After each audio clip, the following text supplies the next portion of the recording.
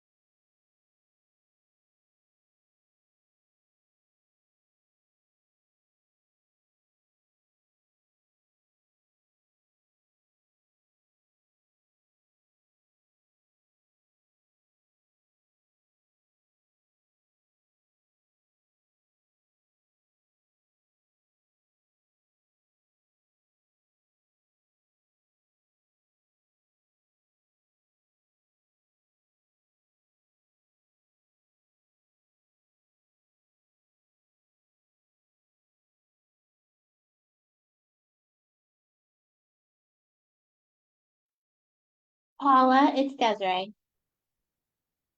Do you see Michael Marino trying to get in? Oh,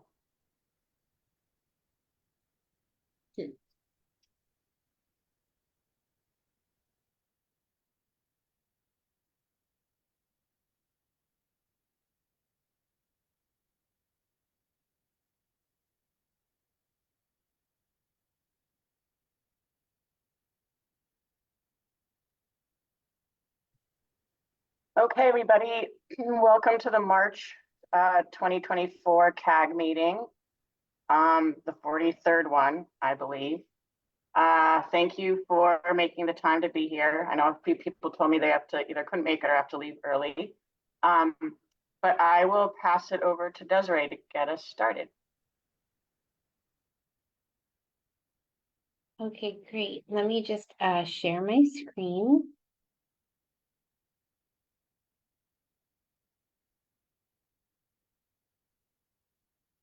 Okay. Paula, do you see the presentation? Yep. Okay, one. Okay, great. Thank you. Okay. Hello, good evening, everyone.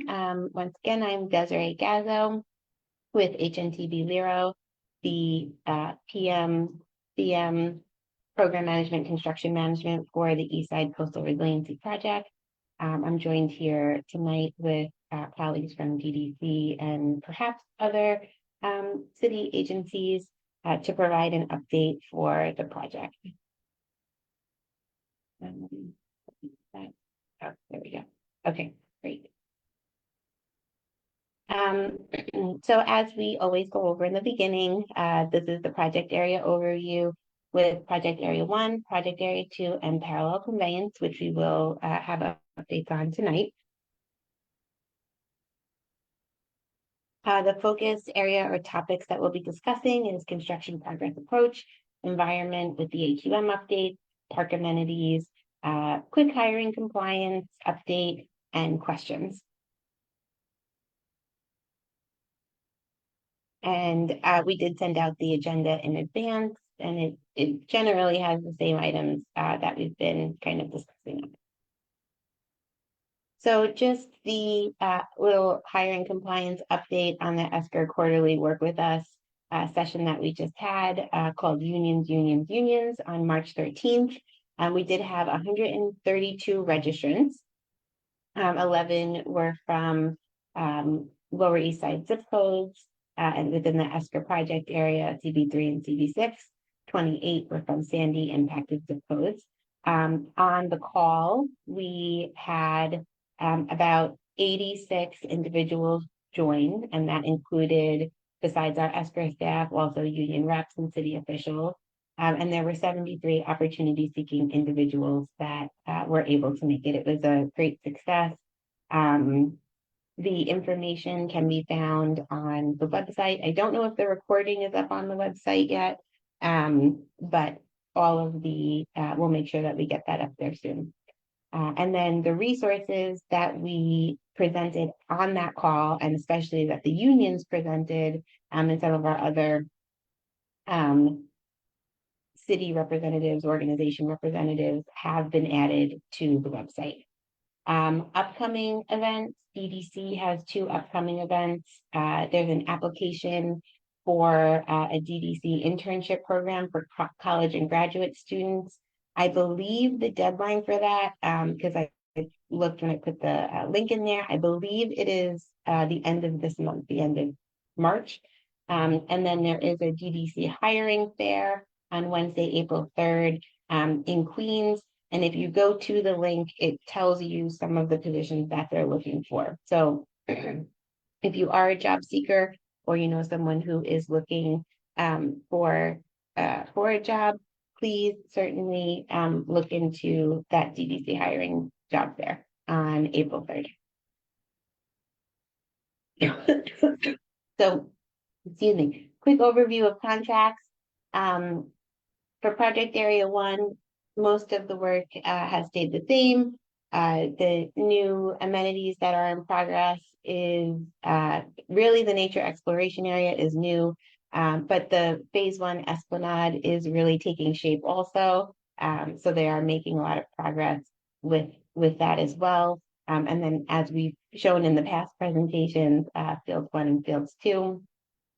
The passive lawn is closed to provide a staging area for the pedestrian bridges. So that is also a new kind of closure update. For project area 2, gate 7 was installed on March 25th, and gate 8 is scheduled to be installed tomorrow. And then that would be all of the floodgates would be installed in project area 2.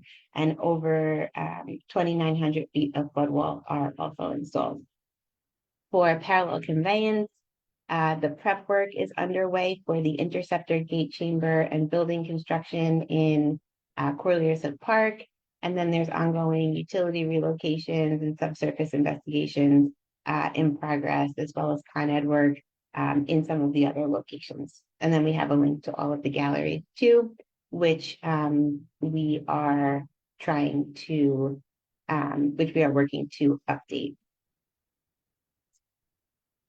So we'll get into PA1 now, construction progress. So we went over some of the construction activities in the last slide, but just to reiterate, ball field 1 and 2 are under construction. The Esplanade reconstruction is really taking shape. And then really the start of the nature exploration area, which we have a picture in the next couple of slides.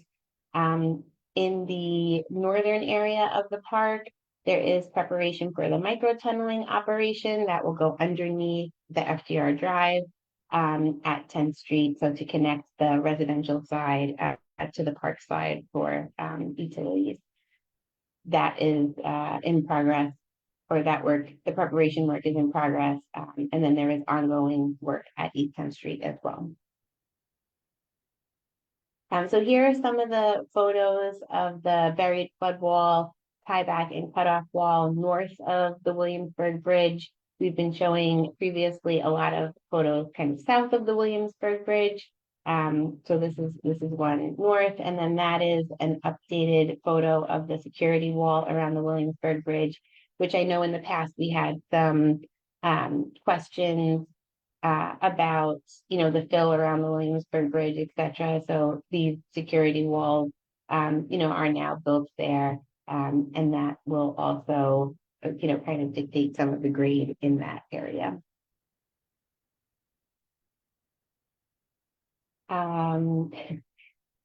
The first photo here is a very early in progress photo of the nature exploration area. It will look much different than that. However, we did want to kind of show that that area is being worked on. And then the very large boulders for the nature exploration area are on site also. So those are going to be placed along with other nature play elements as they start to construct that area.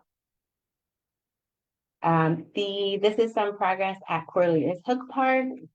This is the stairs and the retaining wall here that they've been actively working on. You can see the FDR here. So kind of behind this is the Cherry Hill and Flagpole area and where the pedestrian bridge will cross. And then these are the stairs that go down to the little path that's kind of along the FDR there.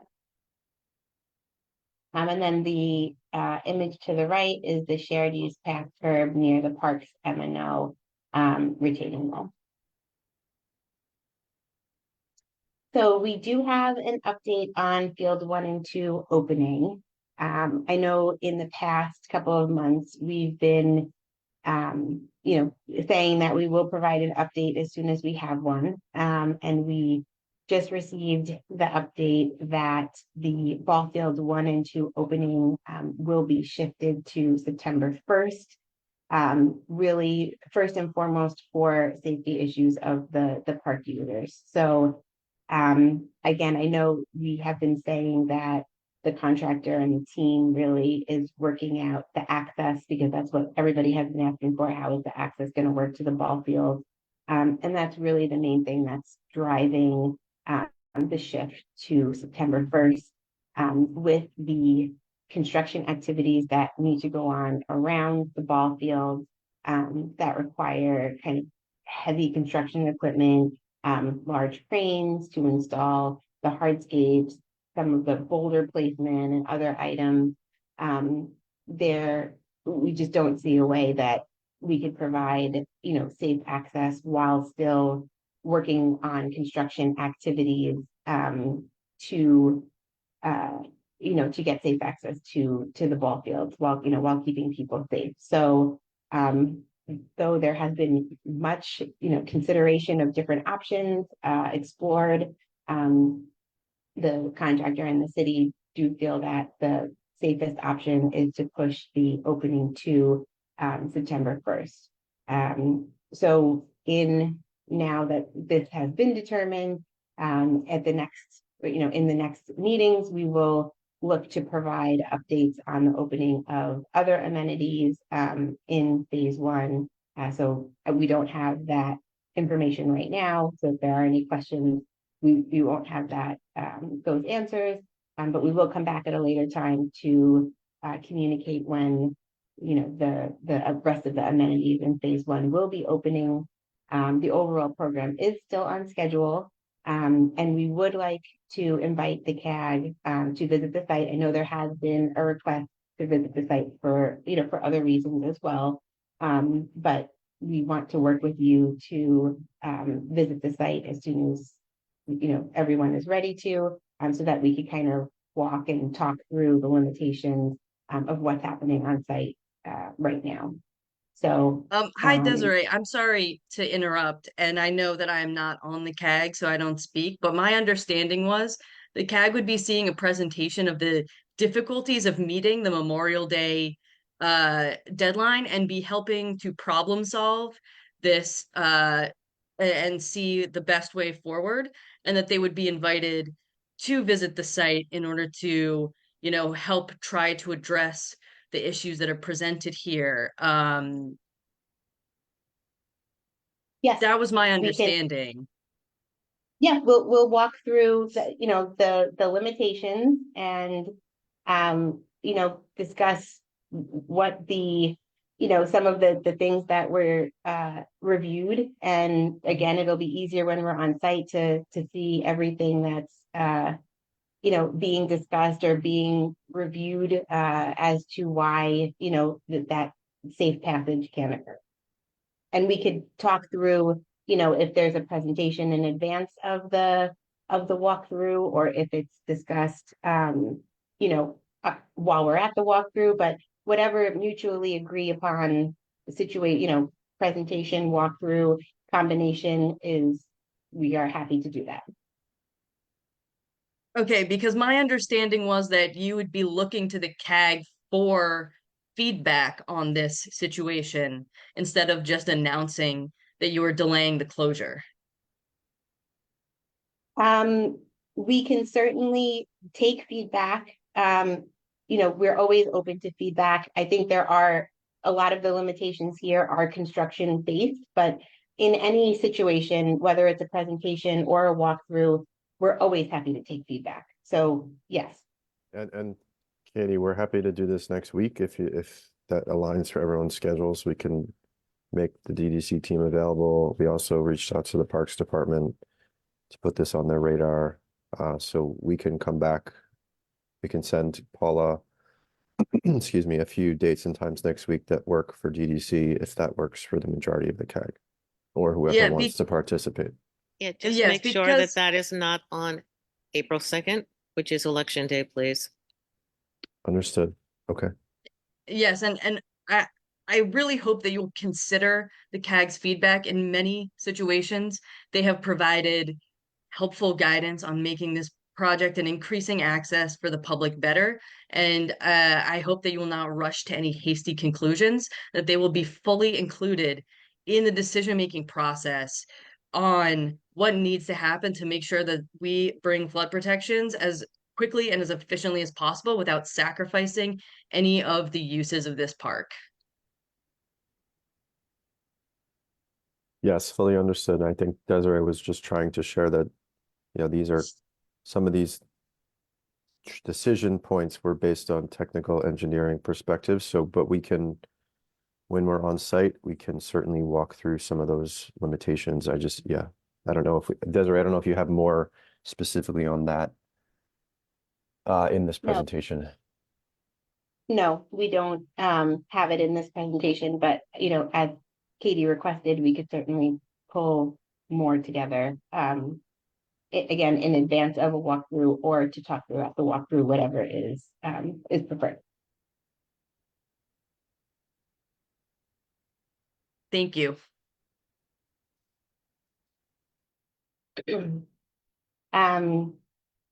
So moving forward to our very short what we've heard slide for PA1, the fireboat house again.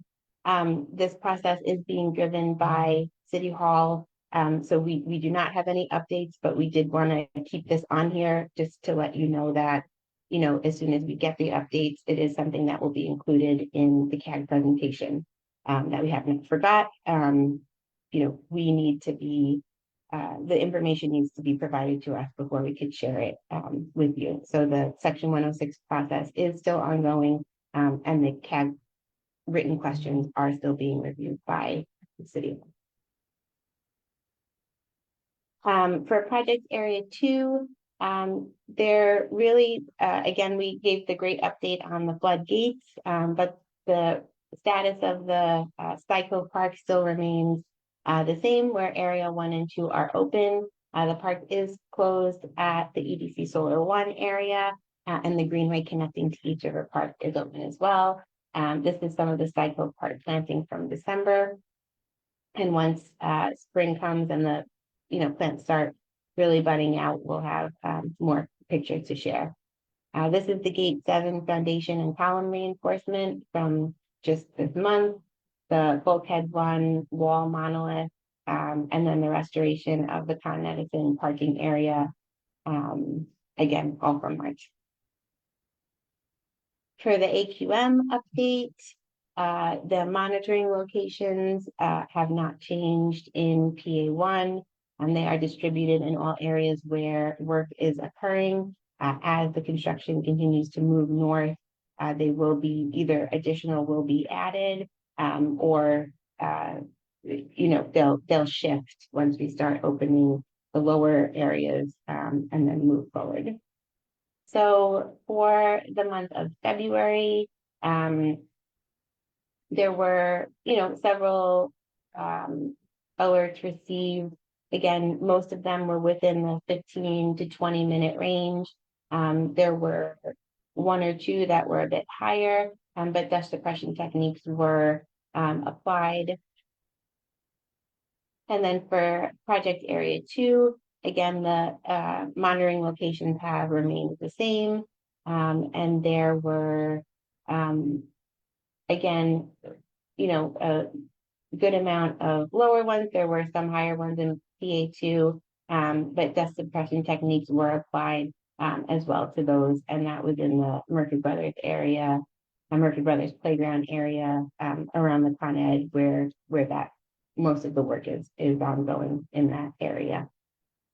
For PC construction projects, we're just going to run through and then we'll take questions at the end. Again, as mentioned in the earlier slide, the majority of the work is utility relocation, test pit, and some Con Ed installation work.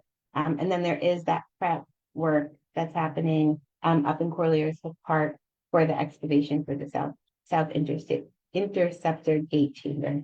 Follow these. These are some updated photos of the new Corlears Park distribution water main connection that just happened this month. A sewer test pit on Jackson Street, and then steam main abatement on East 20th Street, again, earlier this week. So now we will open the floor for questions or comments.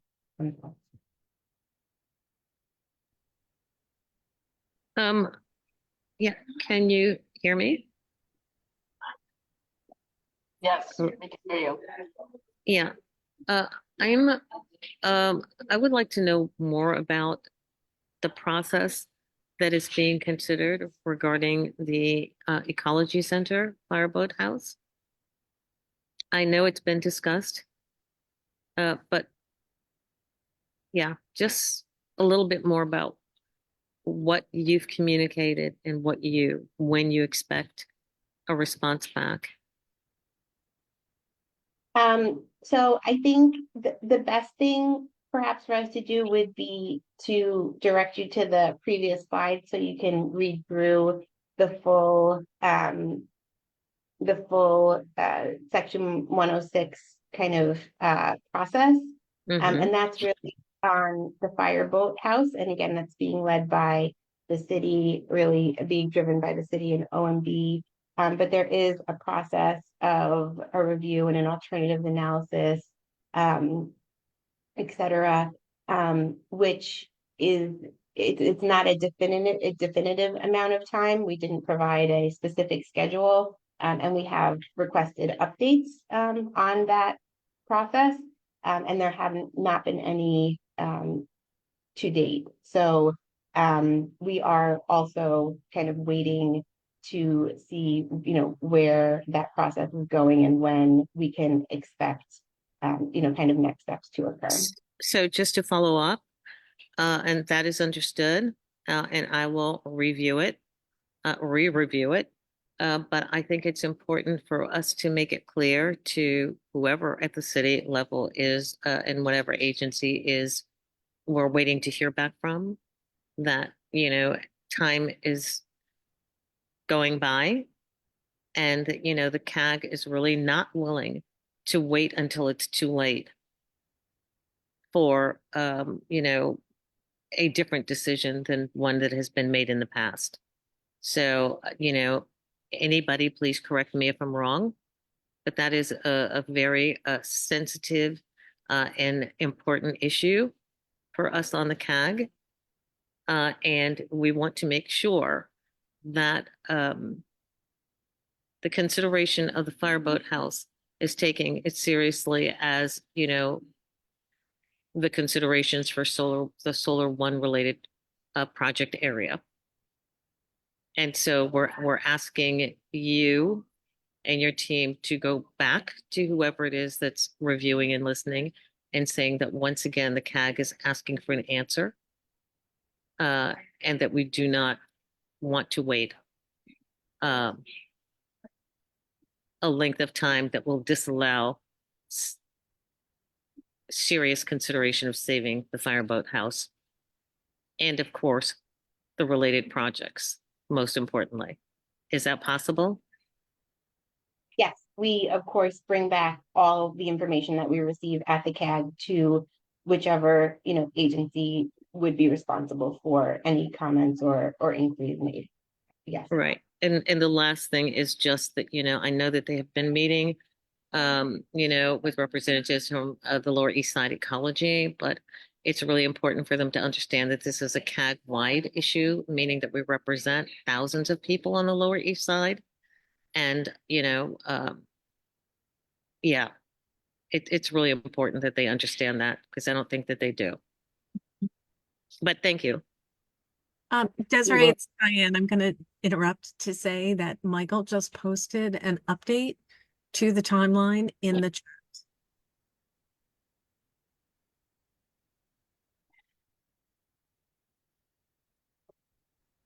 Yeah, and if I may just jump in, Oh, I'm sorry, I didn't hear any of that. Something, if you can repeat what you said. Oh, it's Diane. Yeah. Michael Marino just posted an update that was emailed out to the partners. It has a new timeline for the process and the decision making. That's Okay. what we should look at instead of the older document. We should all look at this, in fact, because I believe this is new. Can you just summarize it, please? It's still going to take at least 6 weeks to complete the analysis of alternatives. Then there will be multiple comment and response periods, and it looks to me like we're talking about anywhere from like this won't be resolved until sometime this summer. Just roughly adding up the weeks in my head. Got it. Thank you. Mm-hmm. yeah, and if I may just add, I find that just really surprising, and thanks, Michael, for sharing that, because we heard in January from when Parker, I think, gave us an update at the community board meeting that the analysis is underway. And now OMB, it is basically the end of March, is saying, oh, we just started this analysis. So, it just really feels like the clock is ticking, and it's, it's sort of the strategy of let's just run out the time here. And there is really, what that will really mean is that there won't be any meaningful time to really discuss alternatives, and we might really be stuck with some pretty bad decisions. And I find that just truly disappointing. Well, more like unacceptable. Yeah. That too, So I yes. just would like to just add that, this is it is a process that happens. It's a Section 106 process. So, the length of reviews in this process it's a standard process. So, even though it's being pushed, which is certainly unfortunate, the process still remains the same. So any reviews that would happen, et cetera, it still has to go through the full process before any decisions are made. So again, this update is new to me, so I will certainly bring that back and, get some more answers, and perhaps we will provide you with an update tomorrow when we speak to some folks. But I just want to say again that this is a standard process, and it needs to move through the full process before any determinations are made. So again, I don't know if that helps, and we'll certainly review the material that was shared and speak to our city counterparts and provide more information. Yeah, no, I appreciate the process needs to be followed, but we were told basically 3 months ago that the process is starting, and now we are told 3 months later, oh yeah, now it's starting. So, there is just a question of like, what are you really communicating here, and why are we being told the process has started and then it hasn't? And then other groups are asking and following up, and then now all of a sudden we hear, oh no, it hasn't started and we're starting now. And we just lost another 3 months. Yeah, so I understand that, and I will look into that with the team to see what happened 3 months ago when we were given that information, and then what happened, what's now. So we will get more clarification on that, but I just don't, again, we don't want it to be that, there's going to be steps missed because, of a delay in schedule. So I just want to make it clear that it does have to follow the full process. And, again, we'll provide more updates on that after we talk to some folks. Tara and Paula, can I jump the line just because it's relevant to this topic? Sure. So I put this in the chat as well, but the update that we got from the contact at OMB was that they haven't started their part of the process because they were waiting for the engineers' reports. So I believe, and I'm not 100% sure, but I believe what we were told was starting a few months ago was the engineers looking at stuff. So now OMB is waiting for the engineers' reports. Or they had to wait for the reports before they can start. Yeah, so I'll thank you, Michael, and I'll also again go back and see what they meant by what we said 3 months ago and what is happening now. So again, I will seek more clarification on all of this. But thank you. Okay, Sandra, do you have a question? Sorry, yes, I do. We received, and sorry, I'm trying to get my camera on here. We received some feedback from one of the community members on 23rd Street at the FDR Drive, and I'm wondering if you have any feedback on that. Has someone gotten back to the member of the community who submitted it, or have you taken a look at it? The report? It was, yes, it's a pedestrian traffic study for the intersection at 23rd Street and FDR Drive. Yep, we're actively working on that with the team, trying to understand what would be within our purview as a project and what is outside of the purview of the project. There was a little site visit with the members of the PA2 and and some others. So that is we are actively reviewing that. And though I don't have a date on when we could get a turnaround, I will circle back to see what the latest update is on that. Great, because we weren't sure if that's the final configuration at that location at this point or not. Yeah, I wasn't at that site visit, so I will get back to to determine if there are additional work that's happening there, or that is roughly the final configuration. I think for now, for the PA2 work, I believe that is, and then I would just have to confirm if anything is changing during PC. Yeah, I think during the PC work, there'll be additional updates to that intersection. And just because the DOT said, oh, it's not ours, we're wondering if we need the ESCR project and the DOT together to just help us understand who does what. Yeah, I think that's a good idea. And let me circle back and see where the status is with the review. Again, I know it was actively under review, so let me see what step we're at now. And then Sandy, we could talk about, if there's a CV6 component or walkthrough, or we come to the CV6 board. Okay, and I guess one other item was the create a pedestrian plaza and optimize parking lot under the FDR between East 18th Street to East 20th Street. And I'm just wondering what status that is at right now. That's under the PC project.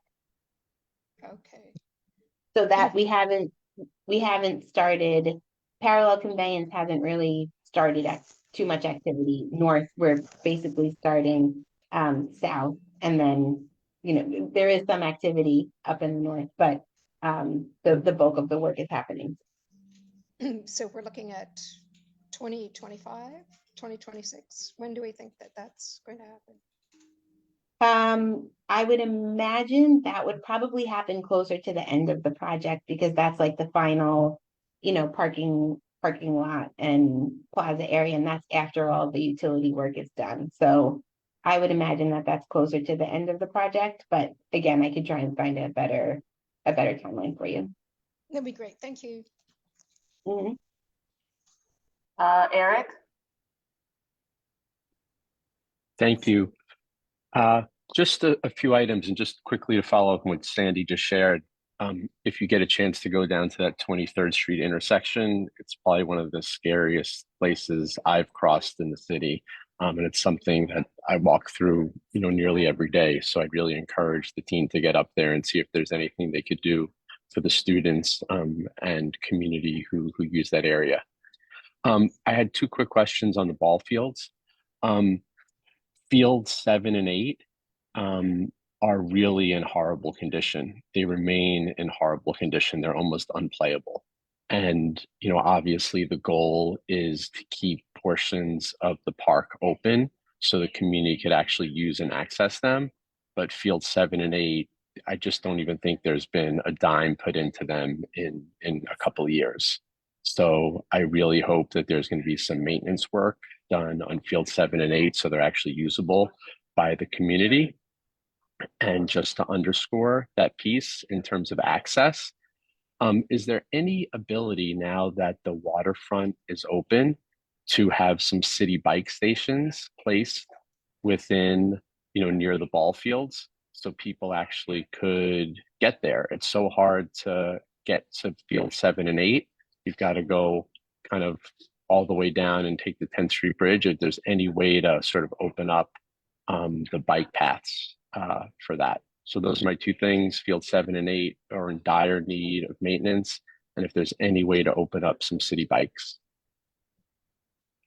Yeah, Eric, I don't have answers to either of those, but we will certainly discuss it with the team in Parks Department. Thank you. Thanks, for that. appreciate it. Thank you. Thank you. Oops, Wendy, do you have a question? Yes, thank you. I have a couple. Can you go back to slide 20?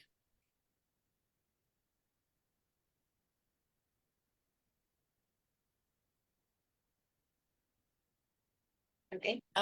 It's the one about air quality. So I'm looking at these numbers. Oops, you passed it. Sorry, it was 19. Oops. This one for PA1 Yeah. or for PA2? This one. Okay. And I see some of the numbers, and I see there's nothing at 10th Street yet. No readings yet. But that is very close to a playground, popular picnic area, and it's an area where there was a manufactured gas plant inside the park area at 10th Street. And we know from the soil reports that's probably the most got some of the most hazardous materials of any part in the park, some as little as 2 feet down. So I'm very concerned about the health and well-being of the people who come and picnic there, have parties, sit on the grass, play with their dogs, and have asked, could there be some signage put up to warn people that this has potential health hazards like they have done in other city parks such as Faber Park in Staten Island? There's water provided there so people can wash their hands before they eat. This is a picnic and barbecue area forever. So how can we help the public health when we're doing all this work? And we can already see at Jackson Street where you are doing PC work, that's where some of your highest readings are and your longest alerts. So what can we do about this? I now know the Superfund sites and Gowanus are marked to warn people as well. I believe this might be a state area of the park that's owned by the state of New York rather than the city. And we can go to the state health department if need be, but why can't we have signage there? What's wrong with helping people protect themselves? Thanks, Wendy. So there aren't any readings at East 10th Street because there haven't been any alerts or exceedances. So the air monitor is there and there haven't been any, again, exceedances or alerts in that area, which means that there is not dust. Also, it is not an unsafe area for children or folks to play in. I don't know the parks and things that you're speaking of. I know the Gowanus, but the MGPs are down underneath the soil. And when we enter, or if we enter an MGP area, then a separate, it's called a community monitoring program, is set up in addition to the air quality monitoring that we're done, which on top of the air quality monitoring that we're done, monitors the dust and particulates, etc. So it is being monitored through, again, when construction activities happen and the soil is tested through the air quality monitors that we have out there. And when we would be to get into an area, as you know, they're mapped areas, then according to the remedial action plan, then the camp activities would be implemented. So there is a process. Our environmental team understands where that is. It is not unsafe to use the park. Well, And you could be there tunneling under the FDR right there, correct? correct. So Well, they I haven't started yet. They haven't started yet. They're doing preparatory work right now. They're just doing test So pits. maybe they're waiting for picnic season. I don't know. But given the amount of concern there is in the community about arsenic, I think this is something that we as a CAG could be talking more about. How do we protect public health during this work?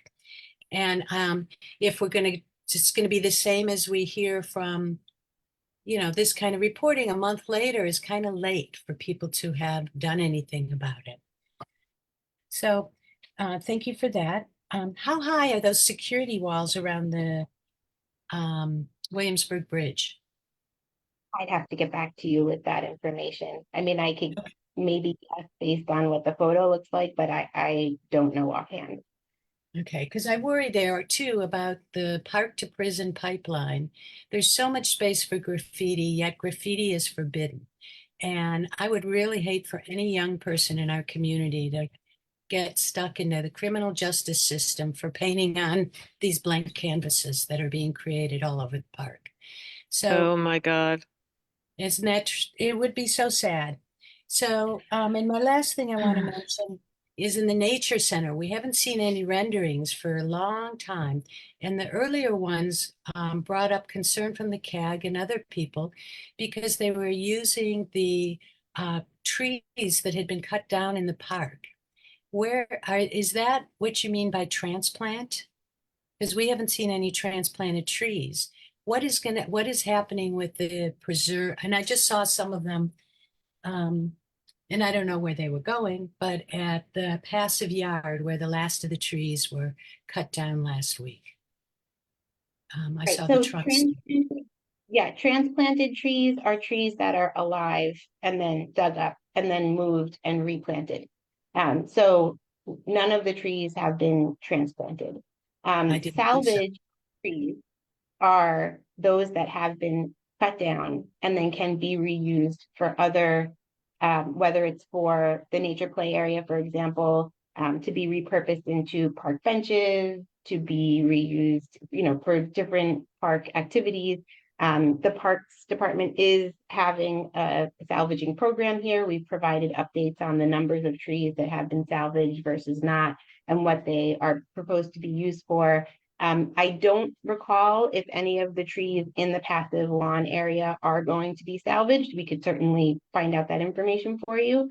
But it was the intention of the nature play area to use salvage trees from the park. Yeah. Even though you got lots of feedback about how hurtful and traumatic that would be for the community.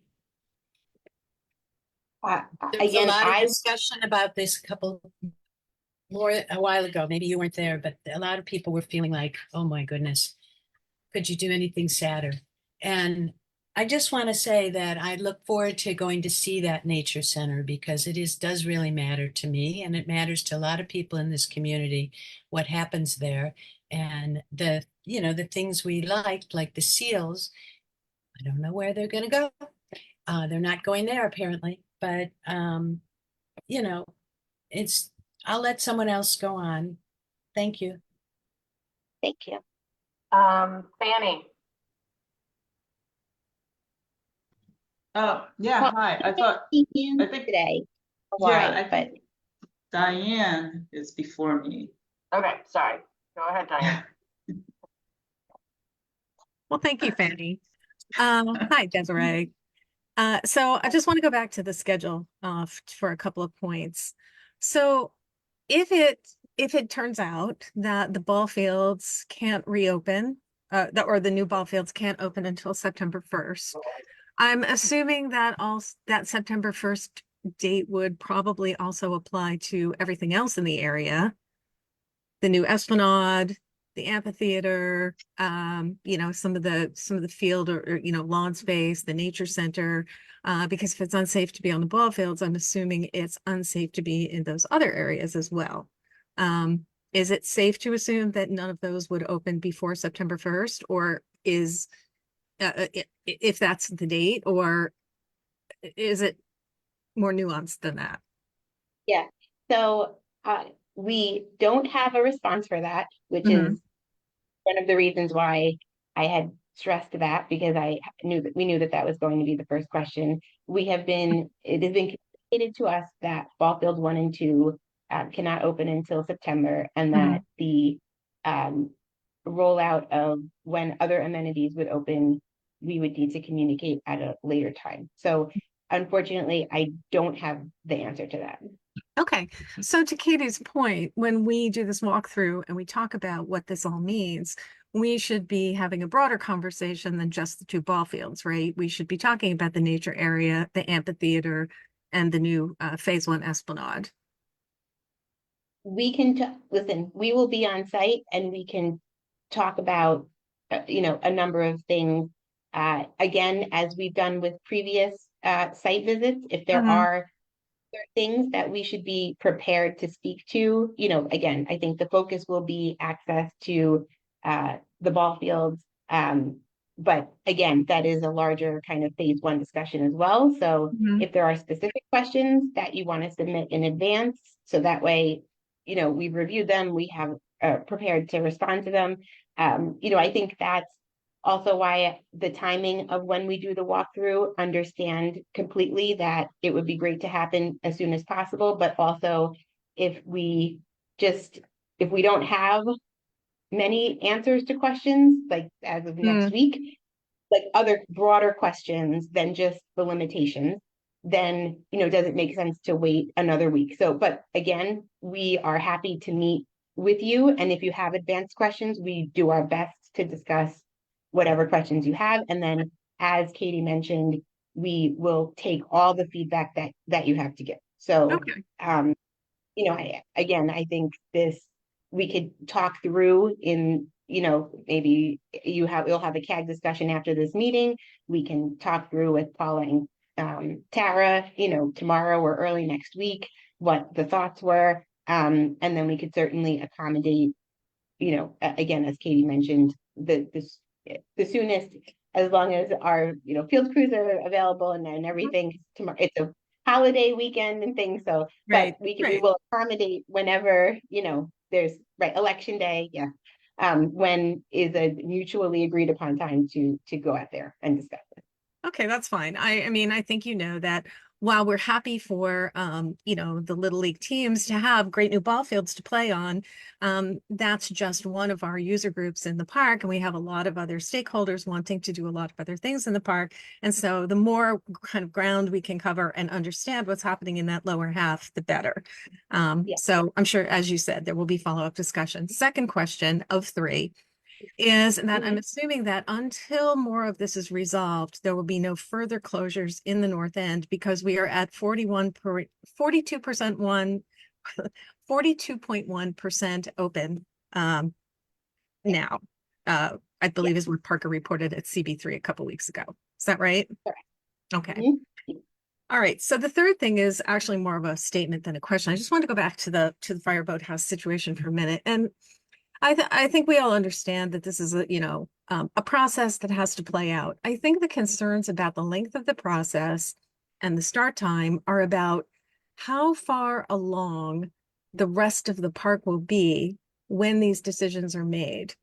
And the reason for that is that, although we hope this is not what's going to happen, if it should turn out that the fireboat house needs to be demolished, we are, as you know, advocating as a CAG, as a community, for a good stewardship space, a good headquarters for the Lower East Side Ecology Center. They've been the anchor of park stewardship for 20 years. I took my son to one of their stewardship events when he was 3 months old. He's grown up and moved out now, right? So we are really concerned about the worry, I think, is that we are going to get so far down the road on construction of the south end that by the time some decision is made and it's not the one we want, we're not going to have many alternatives for a new stewardship space. And that would be a huge blow because there is no world in which we are talking about ongoing stewardship of this new park that we're not including and anchoring some of that with the Lower East Side Ecology Center and everything that they bring to that. And so I think that's what my biggest concern is, that the clock's going to run out and everyone's going to say, we're really sorry, but everything else is built and there's nothing we can do. No, I understand that, and I know there's a lot of concerns, and if my takeaway from the situation before, meant that wasn't understood, that's my apologies. But I just wanted to reiterate that, there is still a process. So, but a concern taken, and again, as always, we will certainly bring back everything that has been voiced, especially about the fireboat house and the ecology center, to the city. It's a big deal. It's a really big deal. And I think Io said things very well, but I just wanted to kind of put the two schedule questions together. Yeah. Okay, no, thank you, I think Desiree. Thank you. Christine? Actually, it's Fanny who's up next. Yeah. So I just want to remind, I brought this up a few weeks ago, STB3, and I just want to bring it up again. So due to the parallel conveyance project, that area on South Street between Montgomery and Jackson is experiencing a rat infestation. So I just want to remind to please keep up with the rat mitigations that you guys do, and if it's possible to do it more than regularly. So yeah, that would be great. Thanks. Thank you, Fanny. Christine? Yeah, thank you. And Diane beat me to it. I had same question whether we will, and I'm happy to hear there will be no more closures on the northern part that's still open in the park. I'm curious, you're saying September 1st is when we're going to open hopefully more than a ball field in the southern part. And, when you first announced these ball fields will open on whatever, end of May, I think we all agreed, or you said, we don't know how people will get there. And I'm just wondering, with you now being so firm of saying September 1st is definitely when they open, do you have a plan on how people will access that space? So again, by September 1st, the access will likely occur via the new Delancey Street Bridge. And should anything prevent access from happening through the Delancey Street Bridge, I think the team is fairly confident that then access would be provided via the Esplanade. So by September, there should be a viable option for access to the field. Thank you.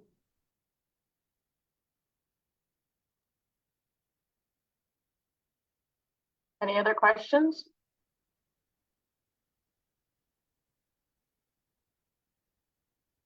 All right. Well, thank you, Desiree. No. I have a question. I'm sorry. I was just trying to Google it. I just wanted to know what the normal timeline is for sections 106 for that process to occur. I've been involved in some in the past. I just don't remember. But it's been triggered. Is that correct? Because now, I'm sorry. I'm in an auditorium with a lot of noise, so forgive me if I delay a little bit. But do you know what the normal timeline is once it's triggered? honestly, I think different parts of it and different projects take a different amount of time, but there is, like I said, a standard process. I No, know no, we no, no, had no, it. no, no, no, no, no. I'm sorry. I understand that there's a process. I know what the process is. My question is, if you don't know, that's okay. But I Yeah. don't think it's allowed to go on forever. And I'm not saying that it has. I'm hoping that it does not. But I think this group needs to know what that timeline is required to be limited to, if such a limitation exists, so that we can push for Okay. that. Do you understand Yeah. what I'm asking? Okay, Yes, thank you. Yep, yeah. And so we'll get back to you on that. I know certain steps of the process have like prescribed review times. However, we will get back to you on if there is a limitation to the full process, that once it's triggered, it cannot exceed X number of days. I understand that, yes. So we'll Right, look but into it, that. but it has been triggered officially, correct?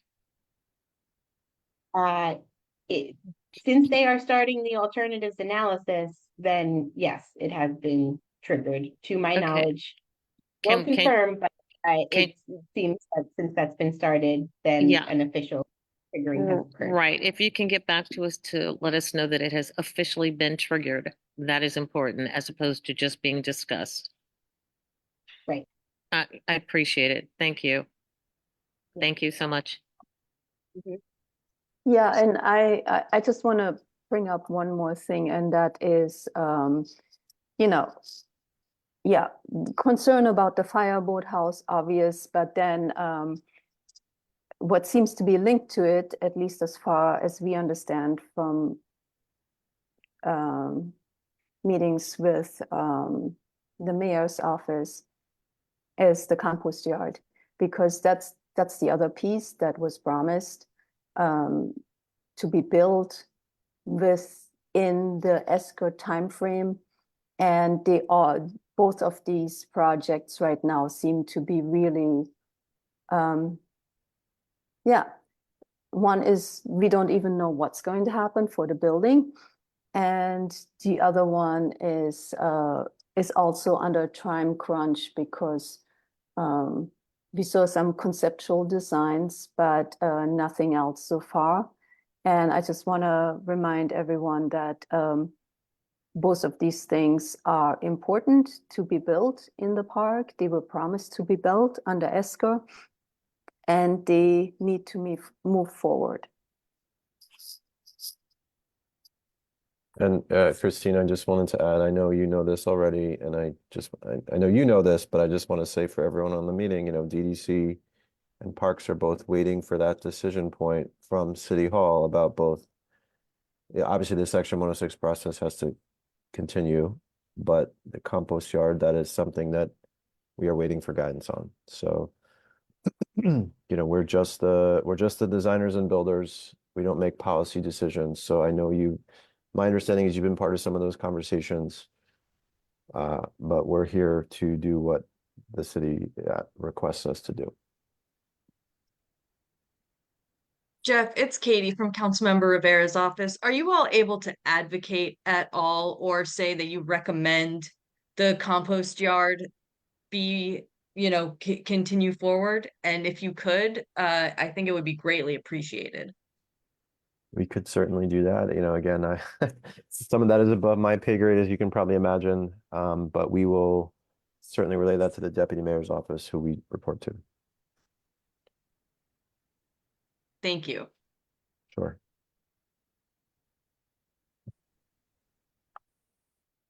Any other questions?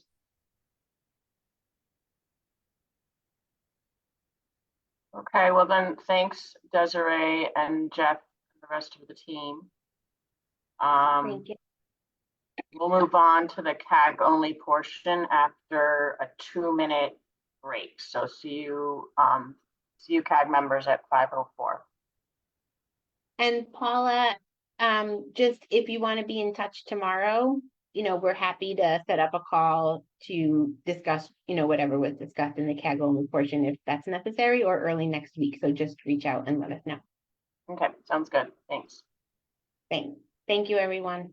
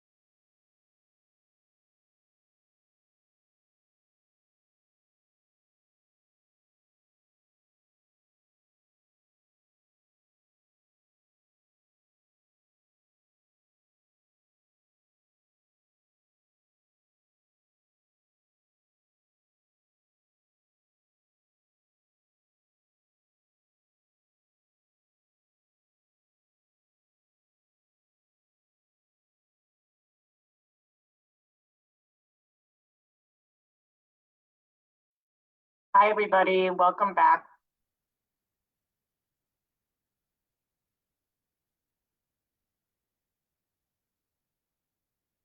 Does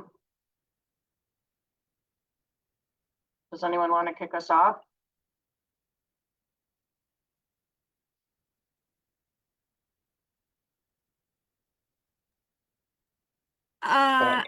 Oh, go ahead. Somebody else Oh, go. I'm sorry. I was just going to say, I'm not sure what I missed because of my difficulty being able to get into the meeting, but what was the excuse given as to why the ball fields can't be opened? Construction danger.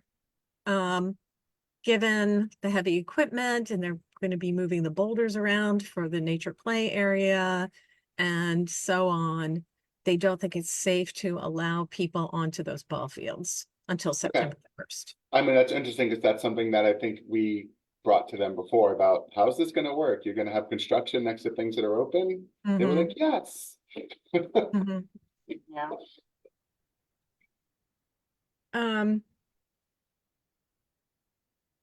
So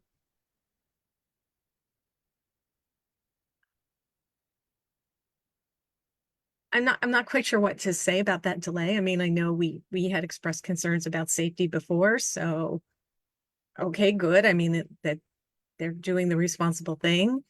I'm also concerned about what's going on with the other amenities down there.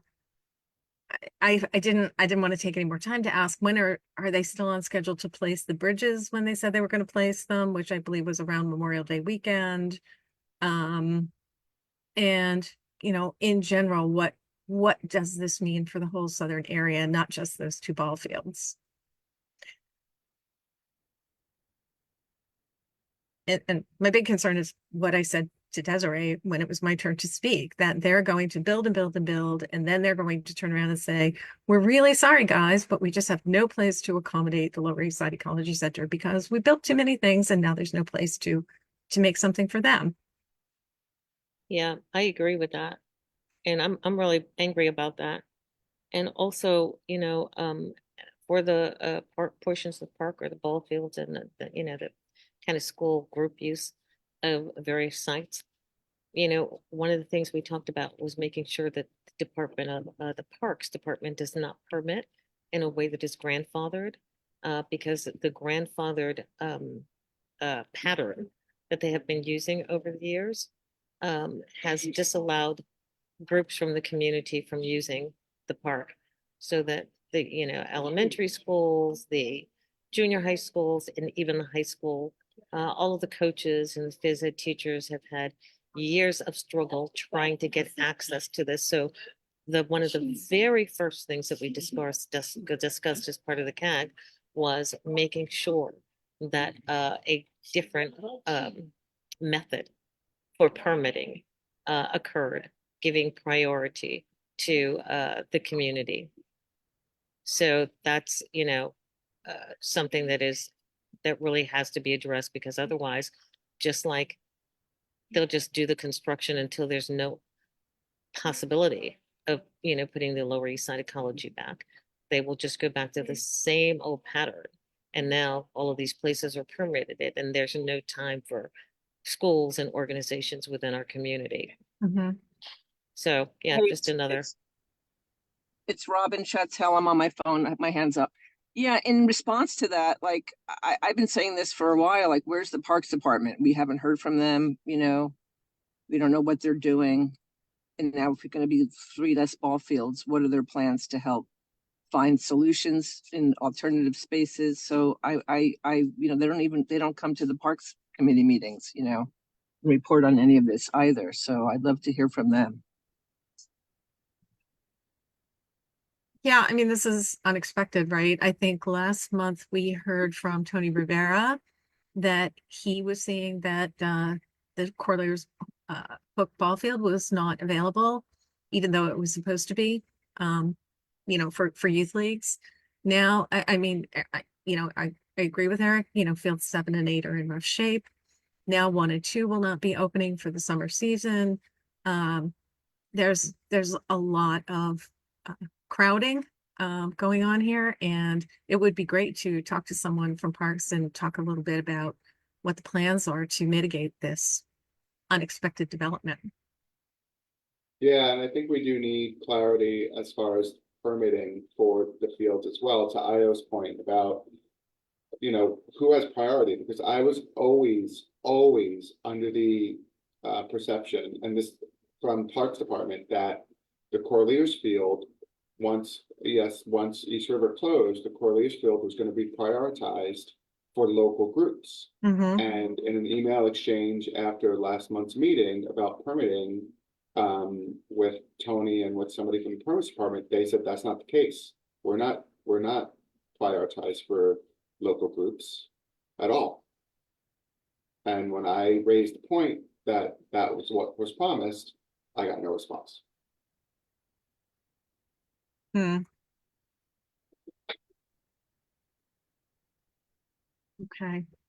Wendy? I'll unmute. So in the interest of time, you know, they said, oh, you can come next week. Let us get back to you with some dates. How about if we give them some dates this time? Because last time they moved, it took like 6 weeks for them to give us a real date. And then it got changed. How about we give them 2 or 3 dates that this group that's here right now can come on this coming week? That's a good idea. Because, you know, it really is time of the essence, and you know they'll drive. So can I ask a question really quick? Yeah, go ahead. Yeah, so it cannot be Tuesday because that is election day. Probably shouldn't be Monday because that's way too soon. There might be other members of the CAG who want to participate. So I would say that Thursday or Friday of next week. And is Friday a holiday of any kind next week? No, that's tomorrow, right? Yeah, Okay, tomorrow. Right. so I would say I mean, is there a large number of people who might not be able to make it the morning of I guess that's the 4th or 5th? Can we make it so that can we have a preference for like not in the middle of the morning, like not start at 11? That Yeah, it's that's either why I said early, lunchtime, or late, so people can plan around it, and that we need the date. So maybe by Tuesday, confirmation from them. But first, what time of day are we talking, or does it matter to the people who are on here who might want to participate? What would be the time of day? For me, it would be morning. So I would not want it to begin any later than 9:30 in the morning and be over by 11:30. But what do other people think about that as a time for both next Thursday and or Friday? Yeah, I was thinking if we start later in the afternoon, because construction usually runs until 3 or so, maybe it's easier for them to schedule it when they don't have a gazillion heavy machinery zipping around. That's just a thought. I don't know how late they really work with heavy machinery, but it stays light out pretty late. I have no And problem with that. I have no yeah. problem with that. So you're saying 3 o'clock is a suggested time to give them? Yeah, or even 4, 4 to 6 or something like that. It might also open up, give people that, So three to have, so 3 to 6. But I mean, nobody's going to schedule anything for 6 o'clock. So really, we're talking 3 to 5. Next, Can I or suggest we add Wednesday if that works for people? Because then they have 3 windows they can respond to, not just 2. Does Wednesday, Thursday, or Friday work for people? And I want to say 3:30 because I know they don't really get there's a lot of vehicles moving right around 3 o'clock in the park. I don't care.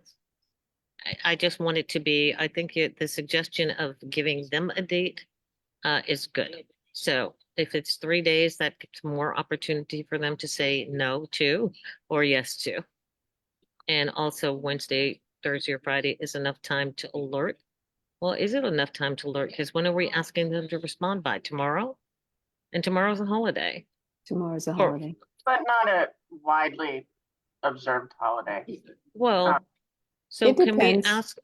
ask them to respond to us by Monday at noon to provide us with enough time to alert all members who might not have been able to stay through this meeting and were not able to be present? Yeah, Does that I'm make happy. sense? Yeah, what do people think? Well, I think Monday's a holiday, is the Yeah. actual holiday. And But that's What why we're, holiday? isn't mean, it Easter Monday? Isn't that the holiday, or is That's it? like that's not a really holiday. That's here, not a but holiday. Schools That's are not- closed, but it's not a holiday. Yeah, Sunday- schools are closed. Yeah. Got it. So the other thing then I would say is why not send a message to the whole CAG and say we're working on getting a walkthrough these times. Please, it's all tentative, but please hold the times if you can. Yeah, So I that we wouldn't, know I it's wouldn't coming. do that. I wouldn't do that. I would just say, if we even send a message, I would just say, we're working on some times for late afternoon days next week. We'll get back to you. We're asking for a response by Tuesday and can let you know at that time and hope that you'll be able to join so that you can see for yourself and ask whatever questions you want. I wouldn't give them, but to the DDC, the question is, not the question. It is, thank you for agreeing to do a walkthrough because that's what they've agreed to, right? Mhm. We are asking that it be done sooner than later. And would appreciate you letting us know which of the following days between these hours you will be able to do so. Right? Please let us know as soon as possible because we have an entire team of our own to inform who may have to change their plans in order to participate in this important walkthrough, whatever, something to that effect. Right? And thank you so kindly. Well, I don't know about kindly, but thank you for sure. If I remember correctly from the last walkthrough, and maybe it was because of the fact that we were walking through an active construction site, weren't we limited to the number of people that could attend? Yeah. Were we? Yes, Yep. we were. How Yes, many- there was a limit. How many were there of About us? 10, I think. Yeah, Oh, about 9-10. But just because we were limited at that time, Michael, was that just a random decision on their part? And also, number one and number two is just because they limited it doesn't mean that we have to limit it, especially if it's in the afternoon when heavy construction may not be occurring and should not present a danger. I mean, Michael, I'm not I hear your suggesting that- point. No, I I'm hear not your suggesting point. that- Yeah, it's just that they might come back and say, you can only bring 10 people, to Right. what Wendy was saying earlier about let's tell everybody we're doing this. We might want to Oh. wait till we know how many people we're allowed to even bring. Mm. Gotcha, Well, got you, maybe and this agreed, is Robin. and agreed. Maybe they have to do it twice then. If they're only going to limit us to 10 people, they do 2 days and that's 20 people. That's true. And I think you're being too nice in your little message to them. My mean, my message was too nice. I'm not known for Well, nice. What is going I on know here? what happened. I Like, don't I know. think we should say something more like the CAG, committee is available these 3 afternoons. We'd like to schedule the, blah, blah, something more in that. I would say something more like that. More firm and demanding is fine with me, whatever Not more, language you want to use. Yeah. I'm gonna hop off unless we have another topic for discussion, because I have another commitment. So I apologize. But that was my 2 cents. Okay. All right. Thank Thank All you, Ayo. take good care. Bye. So, bye, Io. So are there Bye-bye. any major objections to that plan that I write to DDC after we end this now and ask them what day they want to do, Wednesday, Thursday, or Friday of next week in the late afternoon? Yeah, There's I see a couple people in the chat saying not Thursday. Oh, yeah, I saw that. Neil, yeah. And I actually can't do it Friday. But then again, maybe we want to also offer one day the week after, like the Monday or something like that. I was just going to ask if anybody had thought about Desiree's comment to me that, they might not be able to give us as many answers if we do it next week. I think that's a normal way of doing business for some people. That's all I can say. I know that at CB3 Parks meeting for March, Parker reported that the Parks Department has entered the negotiations about reopening that space down there. He said that there is a dialogue going on between DDC, and the construction crew and Parks about how complete something needs to be before Parks is willing to accept it as being under their care, right? So, they want things to be to a certain stage of completion so that taking care of it is easy. And, obviously we all know that Parks is very limited in their staff right now. Their budget is a nightmare. And so I'm wondering whether part of what's going on here is, is the Parks is also in the conversation saying, what they expect and what they need to be able to say, yes, this is our space now and we're going to run it. Can we get Parks to come to a CAG meeting? Can they come and talk to us? I can ask. Maybe they could come to the CAG only portion. Well, but I don't understand why they are not part of all the CAG meetings. I mean, I just don't get it, because there's always questions coming up, just like, why do we need to rely on Desiree to tell Parks directly that ball field 7 and 8 looks like, well, excuse me, I didn't say that. I mean, I think it's more than just the allowing. I think there's all kinds of, legalities on when space transfers, so I'm sure it's way more complicated than them thinking something's ready, which is also, but it would be great to have them tell us, and I think we can get them to a meeting. That'd be awesome. Well, yeah, because to Christina's point, we're representing the community here. And Parks should be hearing from us directly, not through an intermediary. Dina, do you have a question, a comment?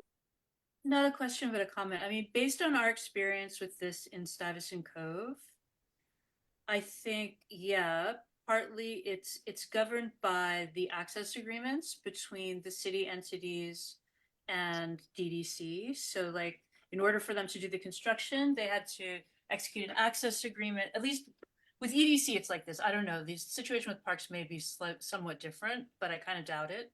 So as long as that access agreement is in place, EDC, I think, legally has to defer to DDC, and DDC is responsible and liable. But as far as this question of substantial completion, I can tell you that, yes, our understanding also was that EDC and Solar One had to agree that Stuyvesant Cove Park was substantially completed before resuming responsibility.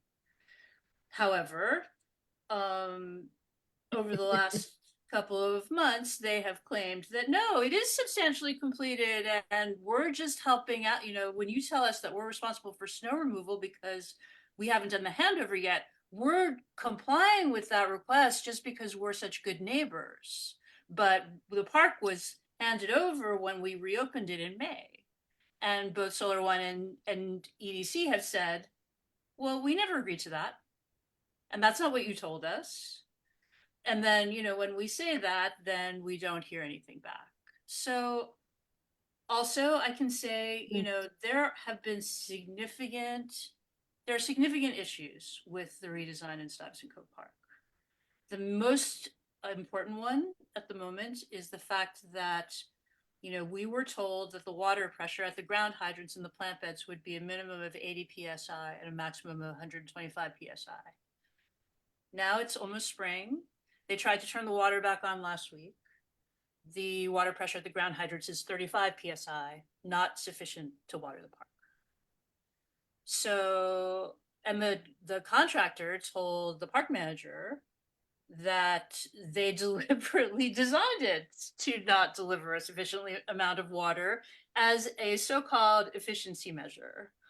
Our position on this is that it's absolutely, totally unacceptable. According to DEP, this happens frequently, and it's not because it was designed to be more efficient, but because they're, you know, very often contractors do substandard work, pipes get crushed, leaks happen, and they try to pass it off as acceptable. So I'm not sure what our recourse, like, it's now, you know, we kicked it back to Lero and said, like DDC and Lero, you promised us this, we expect you to deliver it because that's what we need. And so the plumber is supposed to come and they say they're going to address it. Now, if it turns out to be a pipe problem, I don't know exactly what will happen. And I don't know exactly what kind of redress, you know, ultimately would be up to EDC to try to get DDC to take responsibility for this. I don't know what the legal mechanics of that are or what would happen in that case, but I can say that, yeah, they are extremely disingenuous. The work has been extremely substandard. I do not know what can actually be. I mean, we're already trying to figure out, you know, how are we going to manage some of the things that they did. I cannot get anyone to take responsibility for some of the terrible design decisions that were made. Yeah, so just so that everyone can be aware of what our experience has been. It has been really a nightmare these past 4 years, and now that it's almost done, yeah, we're just really hoping that the park hasn't been completely ruined, and that there's a way for us to get them to take responsibility for what they both have done wrong and haven't done that they promised us. Thanks, Dana. You're welcome.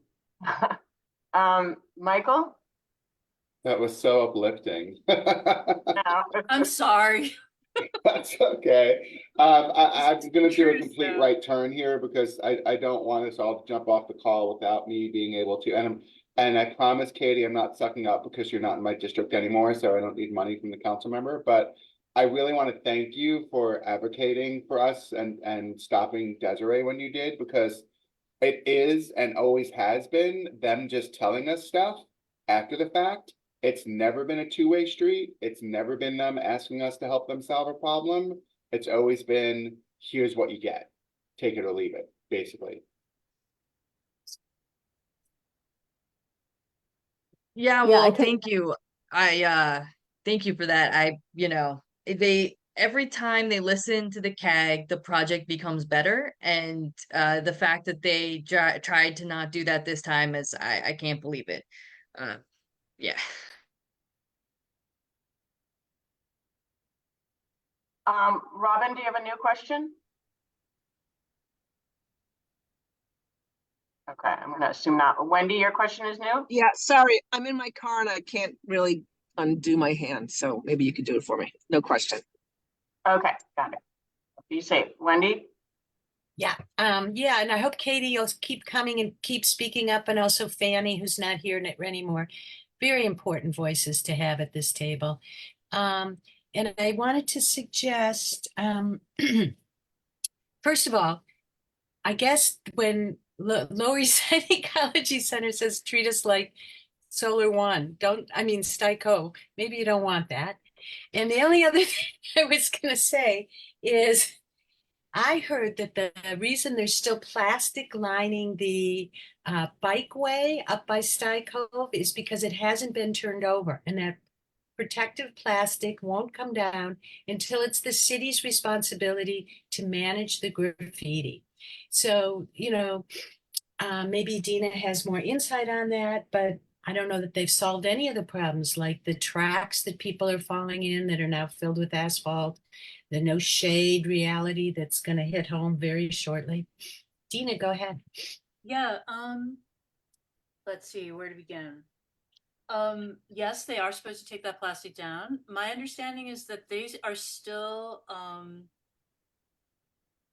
arguing with DOT over who's actually going to have responsibility for maintaining the flood wall and closing the floodgates. That is not something, crazily enough, that was decided on and worked out in advance. We actually asked for the asphalt to be put in the tracks because those tracks were not only a trip hazard for people going through those floodgates, but it also made it impossible for people with mobility issues to get in and out of the park. So I think their idea is that I think they're supposed to be manufacturing some kind of permanent cover that can be easily removed if they need to close those gates. And if something happens before they get those in place, then someone's going to have to come and dig that asphalt out in order for those floodgates to be closed. And I'm just happy that it is not me and my team that's responsible for that. The shade issue, we actually are going to go ahead and work on a solution ourselves. We actually just applied to CM Powers for more capital money to pay for some shade structures. I also had a really great meeting with an artist and an architect who are interested in doing a public art project that would also help address the total lack of shade, which we told them that we needed shade structures 7 years ago. There's also issues with the concrete, like the Esplanade is now made out of concrete. It used to be pavers. We were able to replace those individual pavers when they became loose or went missing. Now, no one seems to know how one can easily repair that concrete, and the salt is eroding it. We're already considering how we're going to need to put edging, which again, we pointed out, hey, there's no edging in these plant beds. The soil and mulch is going to be blown and washed away. And they said, oh, no, it's not going to be that way because I don't remember what the reasoning was supposed to be. Of course, they were wrong. And yeah, I could see today the pitting and the bits of concrete in one of our 2 remaining waterside beds. We were having horrible problems with splashing from the river. The new bulkhead railing is already covered in salt in several places. And yeah, and also they put the benches, some of the benches close to the railings right near a couple of these splash zones. So when elders sit to look at the river, they can be sometimes splashed with river water. I mean, honestly, you guys, the whole thing is so crazy. Why they would put so much impermeable concrete in a waterfront park in 2024? I mean, and I can't get anybody to take responsibility for this design. Like, who signed off on this? It certainly wasn't Solar Dina, Water. Yeah. Dina, it sounds like a news story. It sounds like a news story. It sounds like there needs to be a landscape architect coming down and reviewing this and making it public, and that you should get a news person to come down. And I'm going to talk to you about this because this is really scary stuff. And if these are the same people that are building the rest of the park and designing the rest of the park, boy, we're in trouble. So They are, and we are in trouble. I mean, I think, this is something that I think I need to take back to my seat. Like, this is not something that I can say, yeah, let's go ahead and blow this up in the media. I don't think that's, I think that's out of my job purview. That's above your pay. It's above your pay scale, as they like to say, way above my pay scale from the city. But it's also something that I can't necessarily do without talking, at the very least, to the VP of Asset Management for the park at EDC. Like, I can't do anything that's gonna like totally blow up our relationship with the city. Do you think that your relationship with the city is good now? I mean, our relationship with EDC, it's really our relationship with EDC. Because maybe, but what if, let's suppose, okay, I'll talk with you offline. Yes, about we should talk. We should talk about it offline, and possibly in a wider group within Solar One. But yeah, it's very disturbing. It's very, very disturbing what they've done. Okay, thanks. Yeah, I don't know. I mean, if anyone would like more details or would like to come to Stuyvesant Cove, Candace and I would be happy to do a walkthrough with you guys anytime, and we can show you the various things that have been done or not done or badly done, so that people can be aware. Well, I there would may love still that. be time to do something about East River Park. I would love I that. also would like to point out that, yeah, I mean, we love Lower East Side Ecology Center. We love you, Christina. We want the very best for everybody, and really had hoped that a brand new environmental education center for Lessig would end up being part of the plan. We tried to advocate for that along with many other people. But I would like to point out that the new Solar One building is a completely separate project. It has nothing to do with ESCR, except that there's some coordination with the final landscape design around the building. But we fundraised for that building separately. It's not part of the ESCR project. It's a different construction management firm. It's a completely different situation. So it's not that we got something that East River Park or Lower East Side Ecology Center didn't get. It's that this is something that we've been working on for 20 years, and it just all happened to happen at the same time. So I just want that to be clear. Yeah, no, I appreciate that, Dana, and we all know that you planned that solar 2, or at one point I think you called it that, for a long time, and then it also got stopped by the ESCR project. Well, really but by the COVID. yeah, but again, it was also ESCR provided some funding, not the bulk of the funding, but the funding shortfall that you had, and that was part of the agreement. But for East River Park, it was really Park saying we want to preserve the fireboat house. That was also not our decision. That was actually a decision from the Parks Department. They came out with that decision, and and then what really happened is, so okay, we're preserving the building, great, it's a wonderful building. So how are we going to protect it? How are we going to make it viable?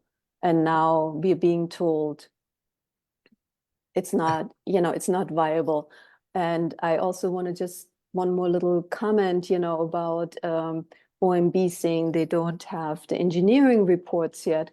Yeah, I just don't understand how the city in December makes a presentation to us saying we have engineering studies that say the building is structurally unsound and we can't rescue it. And that was in December, and they claimed to have a study for that. And in March, OMB is saying, oh, we don't have the engineering studies yet. So, it's clearly a game of running out the clock. And, we need to really maybe think about how to really call that out.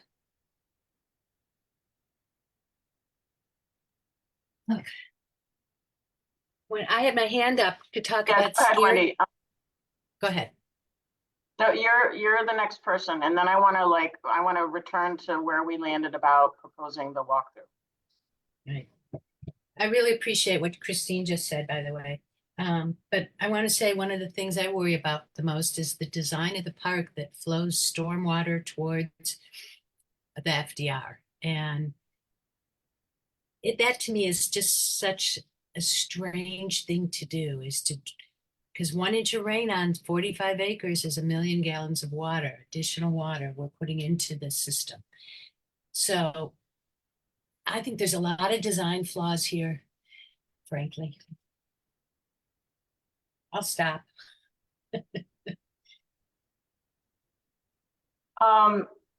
So yeah, as far as my emailing DDC after this meeting, what date should I put on the table? Wednesday of next week and Monday of the week thereafter? I think it was Monday and Friday. Although Christine couldn't I be left there out Friday because, yeah, Christine said she couldn't make it. And a few people said they couldn't do Thursday, so hence Wednesday and the following Monday. Yeah, and maybe if we want to look at one more date the following week, to give them sort of a choice of 3. Yeah, okay. I won't even be here on Monday. That's the eclipse day, Monday the 8th. Well, we probably don't want to do it during an eclipse. Yeah, so maybe we should. Don't look up. What about the Don't Tuesday? look up. Just Just wear saying, your don't look. glasses. No, even with glasses. Anyway, that's my 2 cents about that.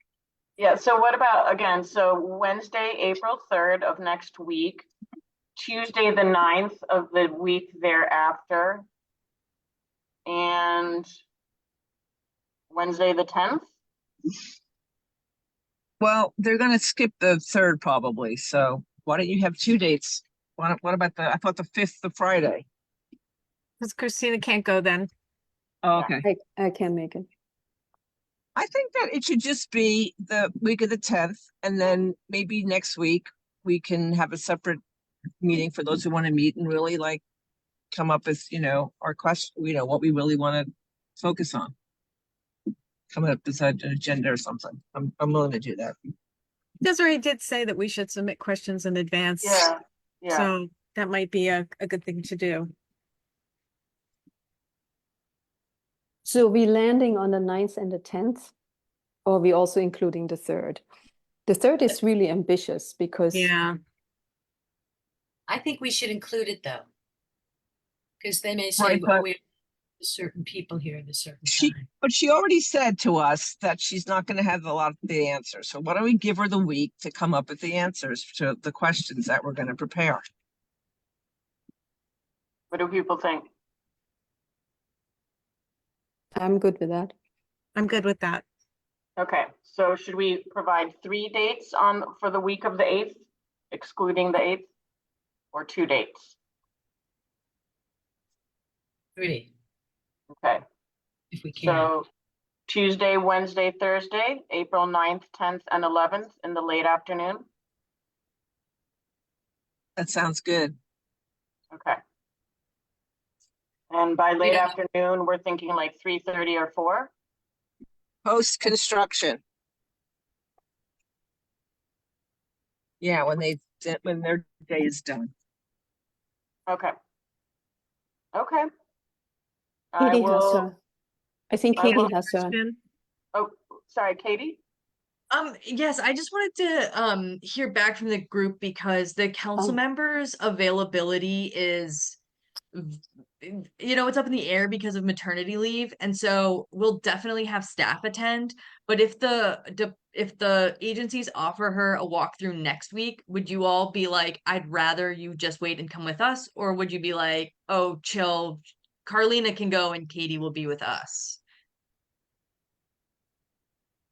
I mean, I would say if they offer Carlina a walkthrough that's separate from our walkthrough, then perhaps some of us who are available can go with Carlina and then the rest can go the following week. Does that work for you, Katie? That works for me, if that works for you all. Yeah, I think that's a good idea. I think it's a good idea. I wouldn't turn down an offer from them. Because then it gives, I mean, obviously, we're a much larger group than the 12 of us that tend to come to all the meetings, but gives people on the group 2 opportunities to go. So if one date doesn't work for them, the other date would, and I don't think anybody should go on both dates because what's the point of that? But if we're gonna get 2 opportunities to go, then I would say we take it. Yeah. Hey, great. Then Okay. I'll continue to work with them on something that Carlina can go. And this is also like, again, very up in the air if she can go next week at all, because of course we don't know when leave will begin. Got it. But yeah, I think if there are 2 walkthroughs, it would be good to have CAG people present at both. That way they have to tell the same story twice. Thank Or you. not, we can compare notes, kind of like me and my siblings when we talk to our dad. What did he tell you? What did he tell you? Right. Okay, I will send them that email about these 3 dates the week after next. And Paula, can you also start a doc where we can? Oh yeah, put with questions? Sure. And Yep. weren't there 3 or 4 areas? The nature center, there are 2 or 3 things she mentioned. So maybe there can even be like a heading for ecology center or whatever on there. I don't know. And we can always add them, I guess.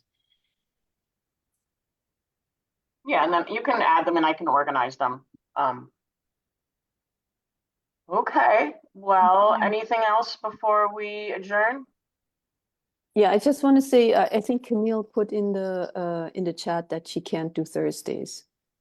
No, in general, Thursdays in general? I don't know. Camille is on the call. I don't know if she's Oh, she did present. write not Thursdays, plural. Yeah. Camille, Here it if says you're, Thursday. Oh, I see both. I see both. Here, no Thursday. Okay, so no Thursday. Yeah, I mean, only to say if we offer them 3 dates, we could offer the Friday, the 12th. okay, Yeah. instead of Thursday. Yeah. Mhm. Okay. So April 9th, April 11th, April 12th, I will offer. Super. Okay. Okay. Well, thanks, everybody. Have a good night, everyone. All right. All Good night, right. everyone. Thank you. Bye. Happy Thank you. holidays. Bye.